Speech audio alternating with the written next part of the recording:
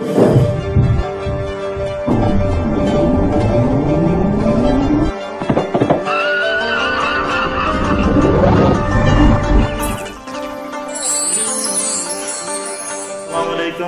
televizyon köykçiler, yaxşımısınızlar? Siyaset meydanı söhbət programımız hoş geldinler. Bugünkü söhbət programımızda Germaniyanın München şehrinde yaşap duruyatkan vatanperver inqilabçılarımızdan Avlumit Tursun efendim bilen ötküzgen söhbetimiz huzurunladı buldu.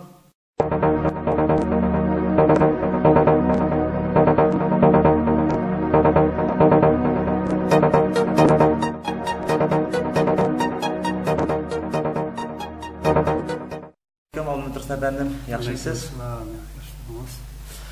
Sizni yani köpçülük herhalde tanıştığımız ama yani vatanlarda olsun, cetellerde olsun yani bir tanılgan yani vatanda sahnede tanılgan olsun cetellerde yani bu yani inqilabi yani vatanperverlik yolda hemmeyle tanıştık olganlar akademimizden birisi.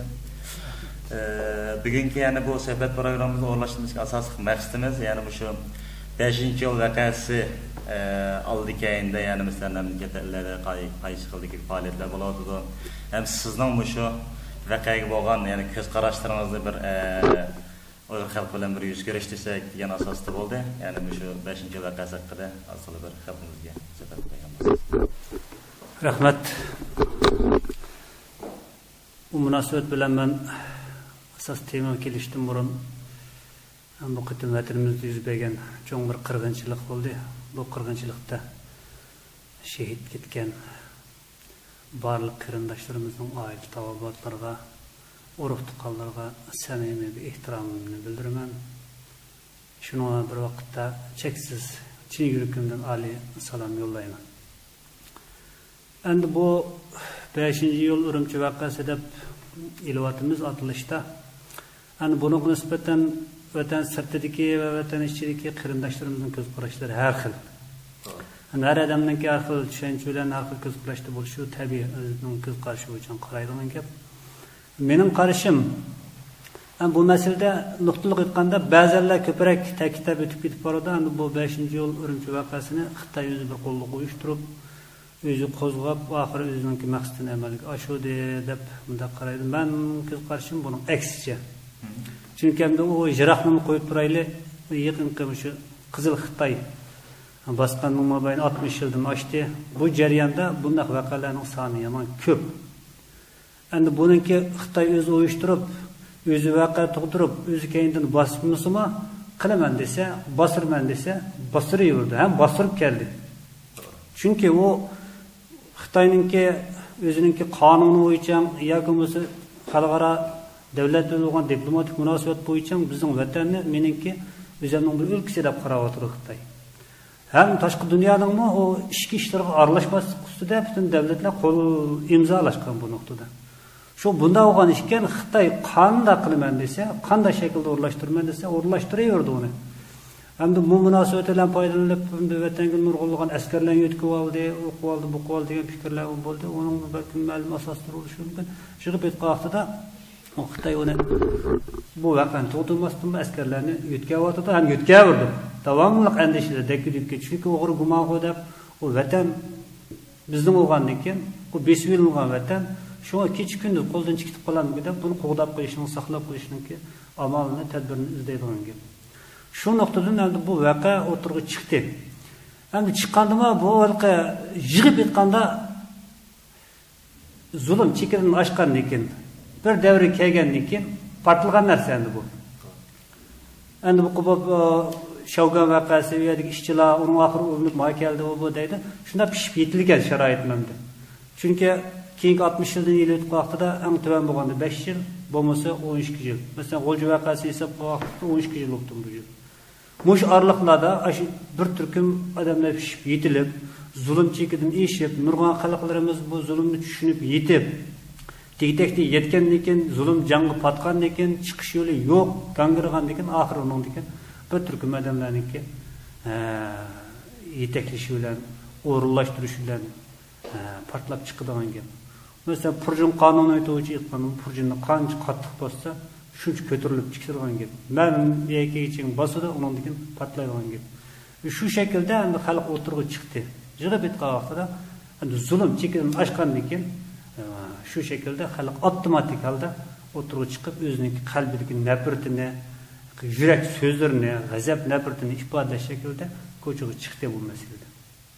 Yani bunun da Xitay her xil töhmetlerini çaplap, o chet eldeki bir kısım gruplar, yoki Rabia Qadir başlığı dünya grup qoldi, kuşkurdi, oqildi, boqildi deydi. Undaqda qarmayman. Çünkü biz vatan sirtidagi haqa chiqilib vatanning ichidagini qo'zg'ab olmak xizmat ters. Çünkü o'tning ichida xalqimiz kuyyapti. Biz vatan sirtida, vatan ichidagi xalqimizningki dard ahvolini, chekkan zulmlarni tashqi dunyoga anglitishda ko'rgulik rolimiz bor bizningki. Bu yerda turib, ko'say bilan o'tirlashda turganda bizningki unda haqqimizmi yo'q? Ha, unda qilishga kuchimizmi yo'q? Xalqimiz ichidan portlab chiqyapti bu ishlar, o'zinki noroziligini bildiryapti, Xitoyga qarshi kurashlarni davom qilyapti. Biz uni xalqaro dunyoga yetkazib, ifodalab, xalqaro dunyoning istashini qo'zg'ab, yordamiga erishish bizning maqsad. Ta vatan mustaqil bo'lguchi bo'lganlikda. Shunga vatanning ichida yuz berdi, vatan sirtidagi kuchlarniki Rabia xonim boshchiligidagi barliq qarindoshlarimizni kuch ko'rtgan, ularni bir oyoq tutib deb qildik, unda bir ahvol yo'q, unda bo'lmagan. Shu shaklda chiqdi. Uning oxiri hammamiz bilgandek oxirlashdi. Endi bu voqea o'tirg'i chiqdi. Bundan nimaga erishdik? Nimadan ziyon tortdik degan bir masalaga kelib chiqdi. Endi bu voqea o'tirg'i chiqmagan bo'lsa-mu, hech kimga bildirmagan asosda yana shu shaklda o'tiradi, tutadi, tugatadi. Ham tugatyapti buni. Endi tarixni varaqlab kelsak, Xitoyga qarshi qancha qancha harakatlar, qancha kuchlangan davrlarda, shuncha ko'p qatim bo'lgan vaqtlarda bizningki yo'qotish berishimiz, qurbon berish, odamlarning o'lish soni oz bo'lgan. Qancha jim, bir mezgilda tiniq suvdek jim yetib qolgan bir davrlar. Bu vaqtlarning istatistik vaqtida bu davrlarda naytam tatqan ziyonimiz, o'lgan odamning soni nayt ko'p bo'lgan. Şu mening demoqchi bo'lganim, bu voqeada o'tirg'i chiqdi, nurg'un odamlarimiz shehid bo'lib ketdi, yo'q bo'lib ketdi, yo'qotish bo'lib ketdi deydi. Buning tabiiy avtomat yurtimiz yetishidi, azoblanamiz. Ammo bu voqea o'tirg'i chiqmagan bo'lsa-mu, Xitoy o'ziniki plan programmasini bosqichli, qadam bosqichli shu shaklda elib berayotgan bir maqsad endi bu. Shu shaklda olib boradi. Bu masala o'tirg'i chiqdi, bir turkum odamlarimizni ziyon tortdik. Şehit olib ketdi, qurbon berdi, cho'ng yo'qotish bo'ldi, ammo tashqi dunyoda erishganimiz bor, cho'ng zo'r bo'ldi. Chunki tashqi dunyodagi bizniki birdan bir maqsadimiz vatandagi zulmni anglatish. Xitoyning abdi basharasini dunyoga bildirish, chavsin chiqib yeyish maqsad. Chunki necha yillardan beri Xitoy bizni qamab, qozonda dunkumtirib qo'ygandek qorong'ulik ichida tashqi dunyoga bizning ahvolimizni bildirmay yeyib kelgan. Bu qatimki voqeadami o'zi beqasdlik qildi, dastlabki 3 kun ichida axborot internetdan, qo'l telefonlar orqali tashqi dunyoga chiqib ketdi. 3-kundan boshlab qamal qilishga boshladi, kontrol qildi. 3 kunning ichida chiqayotgan uchur, xabar, rasm, jonliq paketlar bilan dunyo zilzila kelib ketdi. Endi mening bilishimcha bu qatimqidek dunyoda bo'lgan tashviqot Uyg'ur masalasini tonish, Uyg'urga hislash qilish masalasi undan burun boqmagan deb qarayman. Shunda xulosa chiqarishga bo'ladi menimcha. Chunki men kichkina bir ish yerida ishlayapman. Bizning ish yerimizning to'pida Uyg'ur deb yozilgan. Oshani shu voqea yuz bergan 3-kundan boshlab u yoqqa o'tgan, bu yoqqa o'tgan butun odam bir o'q yugurib kelib, "Sen Uyg'urmi?" deb so'raydi. Shundaq degandan istashligini bildirdi, oliy salimini bildirib qo'yadi. O'zing qo'ldan nima yordam keladi? Yordam bo'lsa biz beraylik qo'limizdan kelishicha. Sen deb insoniy parvarlik nuqtasidan o'zining ko'nglini izhor qilib, odatdagi bir ko'chaga ketayotgan odamlarni tortib, ashunday darajada hissashlik qilib ketdi. Bu voqea demak dunyoga Uyg'ur Urumchi mushu temada chiqib ketgan gazeta jurnallardagi xabarlar, televizordagi nurg'un cho'ng bir voqea millatni tonishtirish, vatanni tonitish jihati yomon cho'ng bir natijaga erishdik deb qarayman. Rahmat, Almut efendim. Sizning hozir shu yana voqeani 2 kun ichidagi tashviqot, yana butun dunyodagi shu katalliklarning eslashini keltirdi deb bardingiz. Yani sizning mening deydiganim hozir, masalan, Barin voqeasi va G'ulja voqeasiga nisbatan mushqadimlik voqeaning Muşuna tonilib ketişige yani asaslık sebep muşu 2 kunlik muşu teşviqatning sirqi taqilib ketişimi yoki burunqiga nisbatan bu qitimliq Xitoyning zarbasidan egir bo'lib ketganimi? İki tarafdan qarashga bo'ladi. Barin inqilobi ayni vaqt bo'ldi. Bu tarixiy sharoitda tashqi dunyoga anglatish fursati yo'q. U nihoyat cho'ng voqea. Ajoyib cho'ng qahramonlik berildi. Nihoyat yuqori bir shu sharoit, shu imkonlarda yuqori bir mahorat bilan, yuqori bir jasorat bilan o'tirib chiqqan bir voqea. Shu sharoit agar bu qitim mushu hozirgi sharoitda shu voqea yuz bergan bo'lsa, buningdan ortiq bir tashviqotlarni qilgan bo'lardik deb qarayman. G'ulj voqeasini ham shunga o'xshashlar Barin inqilobidan keyin qolsa, nihoyat cho'ng tipga ilib berilgan Xitoy qarshi bir cho'ng harakat, mustaqillik kirishi u. U sharoit, u davrlarda ham da hozirgidek tashqi dunyo bilan aloqa, internet, tor, xabar, bu uchur vasilalarda toza yetarsiz bo'lg'ashqa, toza burunqi qarag'andan yaxshi bo'ldi desakmi, hozirgidek u yaxshi qiymatini foydalanib tashqi dunyoga yaxshi anglitolmagan. U anglitolmaslik sabab uchurlarning tashqi dunyoga chiqish masalasi uzun bir tur uningdan boshqa u davrlarda tashqi dunyoda vatan davosini qilgan odamlarimizning soni ozdi. Ham bilim saviya jihatdan bo'lsin, bu davoni ilib berishdagi yo'l, shakl, taktik jihatlardan nurg'un yetersizliklarimiz bo'ldi. Ham ular silishtirgan hozir Allohga yuzman qatli shukri. Rabiya xonim boshchiligidagi dunyo qurultoyi o'tirib chiqdi va buningdan boshqa yana ko'plagan tashkilotlar bor boshqa. Ularmi o'zining qo'ldan kelishicha vatan millat shu yurgizib ifodaladi, izhor qildi, qo'ldan kelgan harakatlarni qildi.